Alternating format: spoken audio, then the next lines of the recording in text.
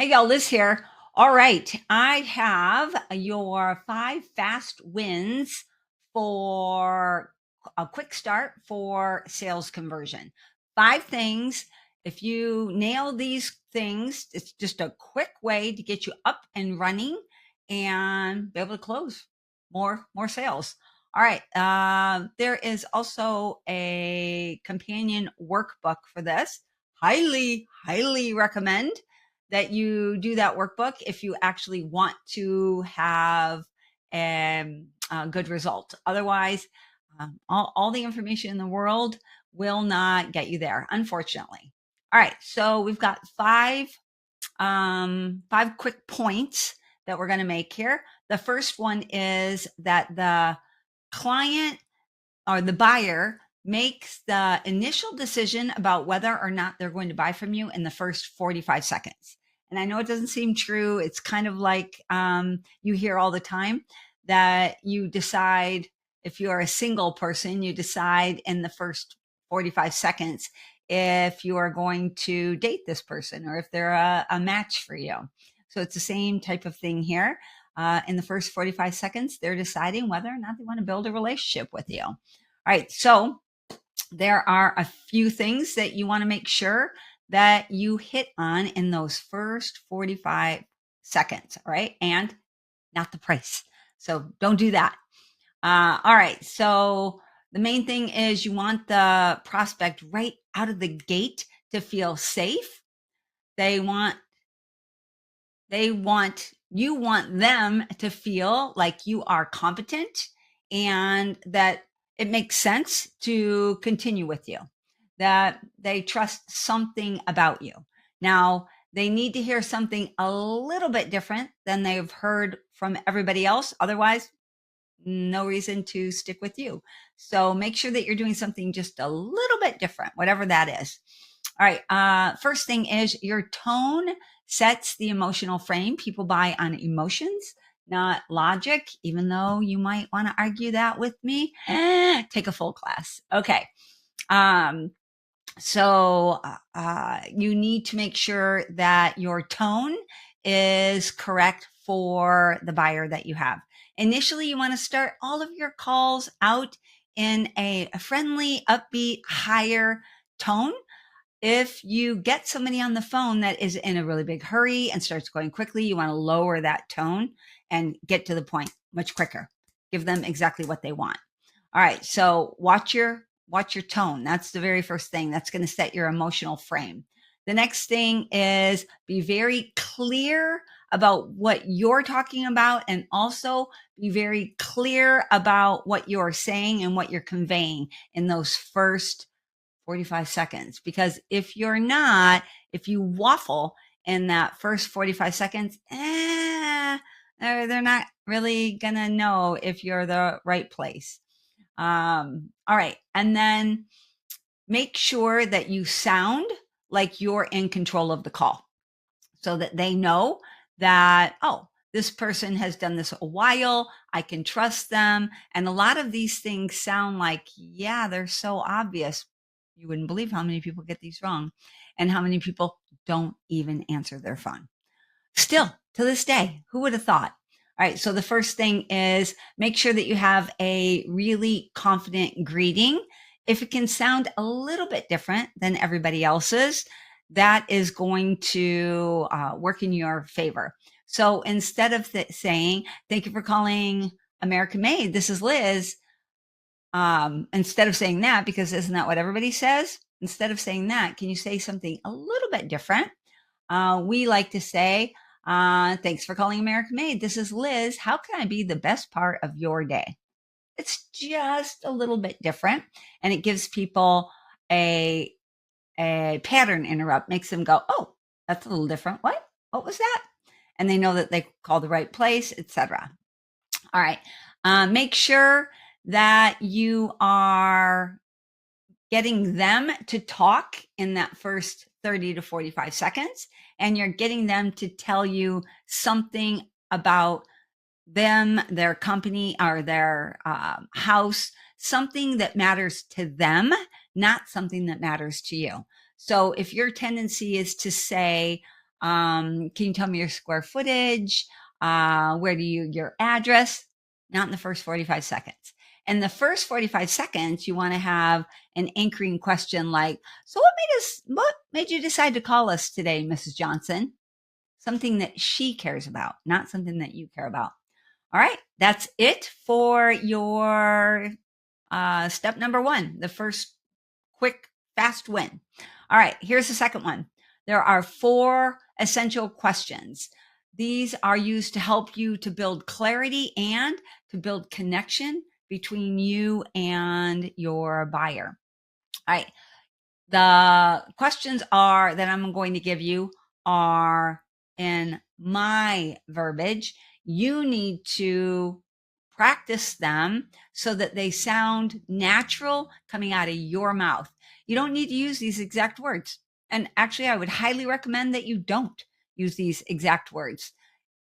Create your version of these 4 questions, but you're still trying to hit on these same type of points. All right, the first one is, so what's prompting you to look for help with cleaning today? Right, so we're asking them what's making them call. We are hyper focused on the today piece, giving them a little bit of direction for that answer. All right, the second one is, so how often would you love to have your house cleaned if it was entirely up to you and someone else was doing it? Let's find out, what are they thinking? Are they leaning toward weekly? Are they leaning toward biweekly? Are they leaning toward monthly? And it just gives you a place to start from.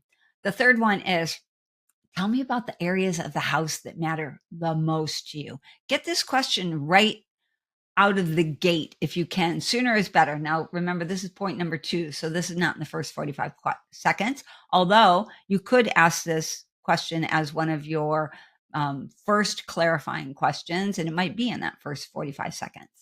And find out what that is. Is it floors? Is it bathrooms? Is it the kitchen? Is it dusting? What do they care about? Baseboards, their woodwork, that you take care of their pets? Who knows what it is? All right, the next one is there anything that hasn't been done in the past that you really just can't wait for someone else to do? Right? Something like that. Okay, those are your 4 questions. Here's fast win number 3. Oh, not 4, 3. This idea is around getting some micro commitments. Get them thinking that you're the right company for them. So you want to get them to say yes to some things that you propose for them, that they think that sounds good for them, that they think that you understand them, that they feel like there's a connection between you. So here are a few examples of micro commitments. You're going to write your own on the worksheet. So does that sound like what you're looking for? Does it sound like I got it just right? So whatever your version of that is. The next one is, would you like me to check our earliest availability for that exact type of cleaning? Does that sound good? Yeah. Something, just trying to figure out if they're ready to check for the cleaning. If they're not ready, but they still like you, they might say something like, yes, I just have one more question. All right, good. Still got a little micro commitment. And now you know that they're still interested in talking with you. Another example, oh goodness, hold on. Sorry about that. Another example of a micro commitment is something along the lines of, okay, so if I can get the right person there on the right day, are you ready to get signed up today, or are you still thinking about it? Right? So we're just trying to figure out where they are. If they don't give us a commitment right there, they say, well, I'm still thinking about it. Now you know, you got to work a little bit harder. All right, so look for those micro commitments. Number 3. All right, next one is number 4. This one, I think a lot of people will really appreciate and don't do well enough. This idea is to normalize the price before you give the price. So a lot of times, what I hear when I'm listening to sales calls, and I listen to a lot of sales calls, is I hear people just saying, okay, well, let's see. It looks like for the weekly price is going to be blank. The biweekly price is going to be blank. The monthly price is going to be blank. For that initial clean, it's going to be blank. And it's not useful. It's not helpful. It's overwhelming. And it feels like I'm just a number, and it doesn't have my price doesn't really have anything to do with me or my house. It's just the price is the price is the price. So instead of doing that, start with something along the lines of, and remember, you have to create your own language for these things. It has to come out of your mouth sounding natural to you, but you have to practice. You can practice on yourself. You can practice in a mirror. You can practice with someone else, but you have to practice. Otherwise, it won't come out right. All right. So frame it up something along the lines of, most of our clients with families who want a reliable, consistent cleaning partner to make their life run easier, choose our biweekly cleaning, whatever that is, or weekly cleaning. Probably biweekly. I would go with biweekly cleaning. Let's see. Let me give you the price for that first, and let's see if this is going to be a good fit for you. Right? So now it sounds a little bit different, right? So we're framing it up. You might also frame it up with something that they talked about in their house. So most of our clients that really care about floors are thinking more that biweekly cleaning is going to be a better fit for them. And I think that's going to be a good fit for you too. Let me get you a customized quote for that. It's an example. So frame it up that it's for them, something specific to them. All right, that was number 4. And I wanted to tell you that a few reasons why you want to do that is, actually, I did already tell you, didn't I? All right, but one more is that when they're thinking of you as being on their side and that we're working together, I feel like I can trust you. They feel like they can trust you. If we're working together on this thing, you're listening to me and you're trying to help me out. All right. Fast win number 5. Close with an assumptive recommendation. So don't close with a question. And not a question about price. Like not so are you ready to sign up with that? Are you ready to whatever? Instead of doing that, sign up with some type of what we mean by an assumptive close is something that a question that communicates the idea that you already know that she wants to do it. You can tell because you guys have such a good connection and you understand exactly what she needs. And so you know that she's going to close. And now you just got to figure out the right day, the how she wants to pay, all that stuff so that you can help her or him out and get this done quickly and easily for them. So my favorite assumptive close is usually something around the day. So I know you said you wanted to have your house cleaned really quickly, Mrs. Johnson. Looks like, let's see, today is Monday. I have tomorrow available, but my best team is on Wednesday. Do you want to go ahead and do it tomorrow, or would you rather wait for my best team on Wednesday? Now, if I want to fill my Wednesday slot, my best team's working on Wednesday, right? That is an example of an assumptive close. I know she wants to do it. I'm just trying to help her figure out which one she wants more. Another one would be, so do you prefer us to clean in the morning or the afternoon? I got you on for Tuesday, but now I'm trying to figure out if I should have them come at 8 o'clock or if I should have them come at between our 12 and 1 o'clock slot. What one works best for you?